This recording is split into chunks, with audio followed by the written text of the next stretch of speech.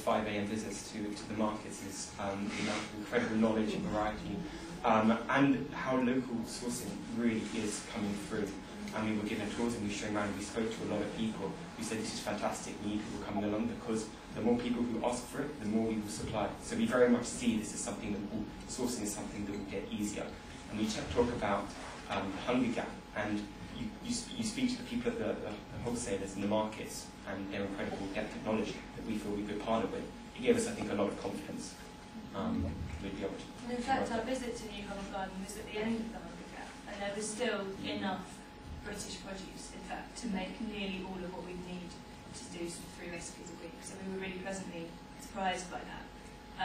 It would be the time when more came from abroad, but there was a lot of really, really nice, fresh, great British produce, which the wholesalers are really keen to promote as well. They love it when you start asking about where it's from. I think it's a growing thing, but it's still quite unusual, and they love to talk about it. You know, this came from this farm and this person.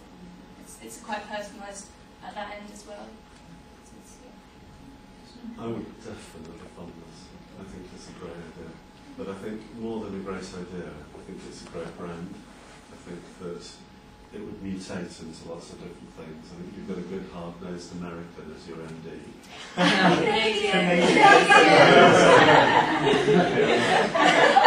Not so promising. There's one next to you as well. So good hard-nosed. I think you're real. We'll talk about that. Well, most of all, I think you're the most convincing management team, actually. You all seem to really sort of distinctive roles, and you kind of suit the roles. And I buy the notion that you'll sell to your mates, and that you'll get critical mass, and that you get kind of modern communications, because it's real people, I suppose, who've dared into seasonal food will actually go and buy it themselves from a shop and cook and get recipes. Exactly.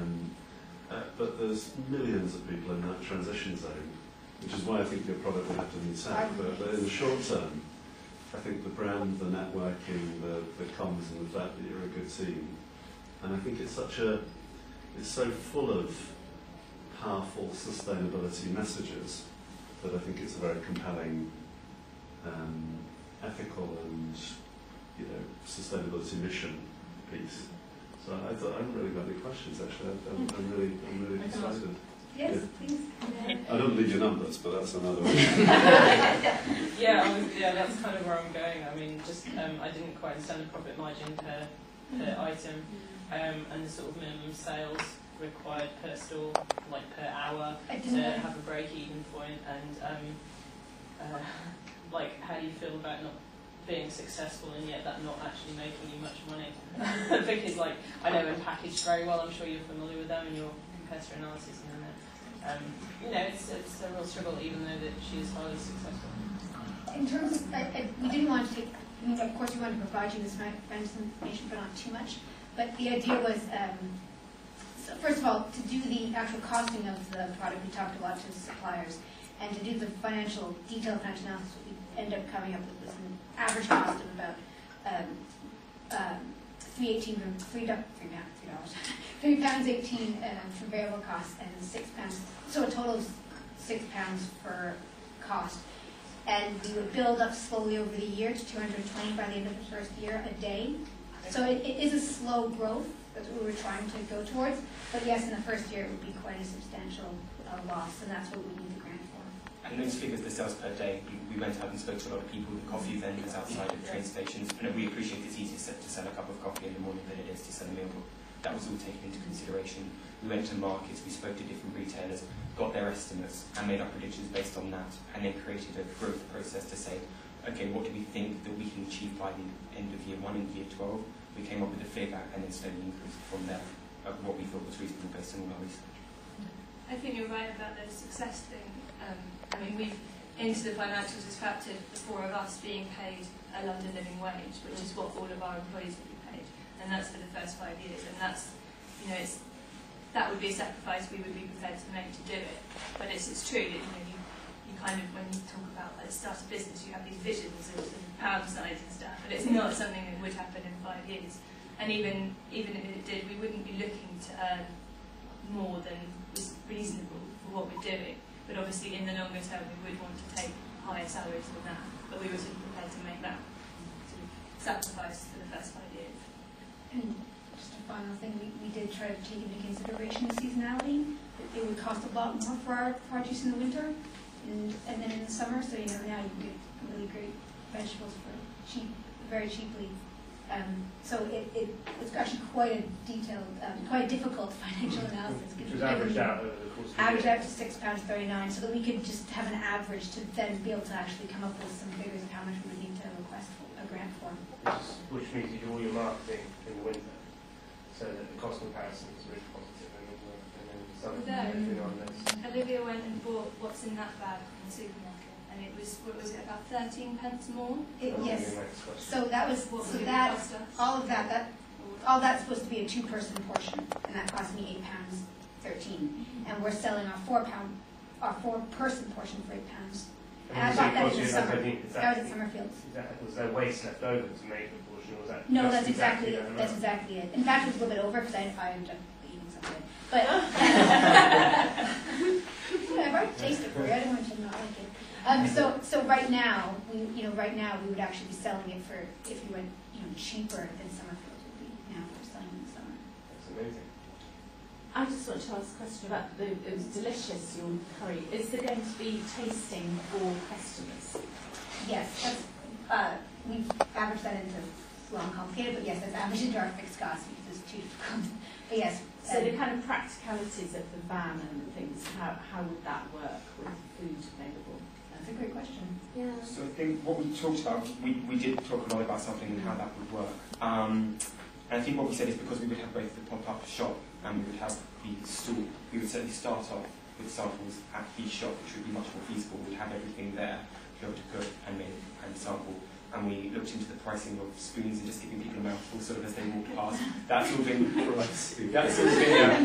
everything is in there. Everything's in there. And so we were using that model of how it would work at the shop, and then to see if that could set a precedence, and then whether that can move over to the store as well.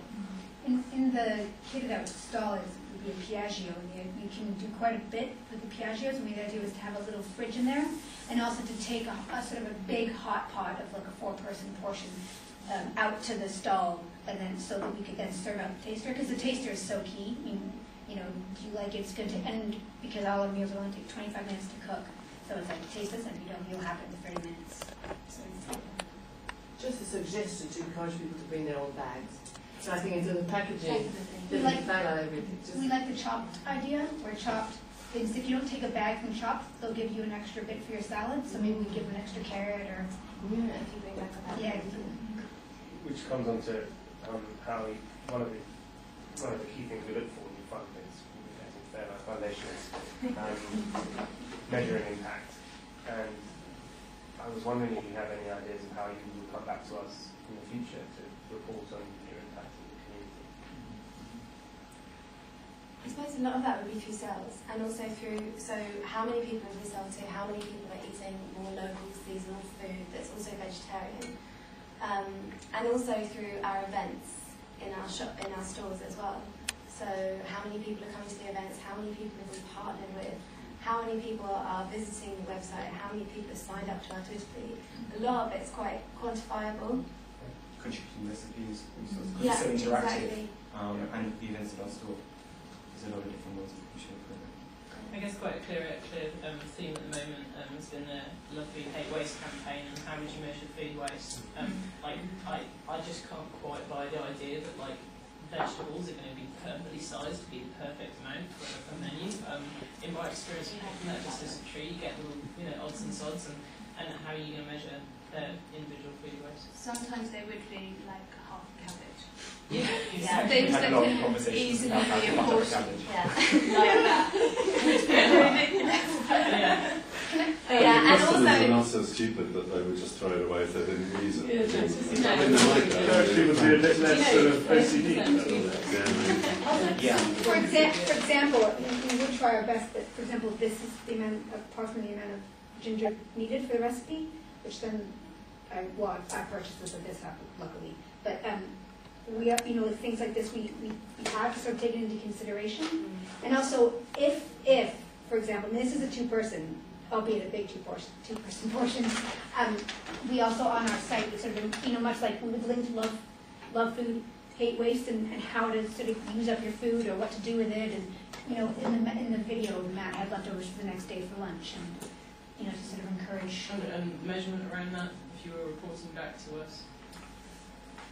How do you mean measurement of waste? Well, it would be like you would be presuming that in selling to somebody that they number one used it and number two used it all. How do you move beyond that presumption? I think that would have, honestly, I haven't really thought about it, but off the top of my answer would probably be that hopefully the conversations we have online and in person with our customers, and especially with those that become repeat and loyal customers. How's it going? Are you struggling? A customer service person, are you having issues with the waste? You have a lot of extra pickles. Do you want to make some, I'll add your cucumber. Do you want to learn how to make pickle? That sort of thing. I think we have to go through a dialogue.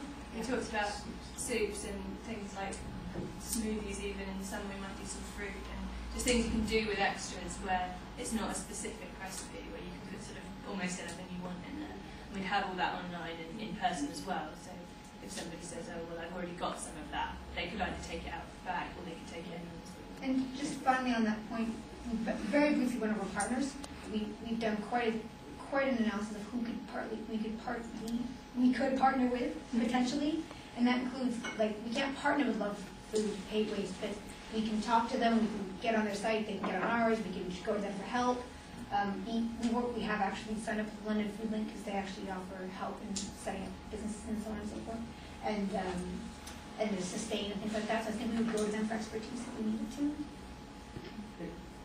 In sort of, there's a lot of talk around local growing as well. A lot of is it completely? Is the yield just not really good enough to even consider? It's not so much the yield; it's the scale. So we could, in the future, we'd love it if 100% of our stuff was from small scale places. But unfortunately, in the shorter term, to keep the price at a level that our target audience would buy it at, it's impossible to do. So things like growing communities and Hackney, we've looked into what that would cost and just the amount that we would buy. Well, we probably have to, it would be something we'd look into. And currently they sell it themselves anyway. What they have left over, they sell in their community. We did originally start there, but as Rosie said, the quantities just weren't there. And they do, when people have city farms, they tend to, rather than send it out, they bring people onto the farms. They have all kinds of animals, so the day out for families, and they don't really tend to sell it out. They have to go there. No, they charge a lot of money. Lovely place. Yeah. Great, unless there's a final quick question, I think we should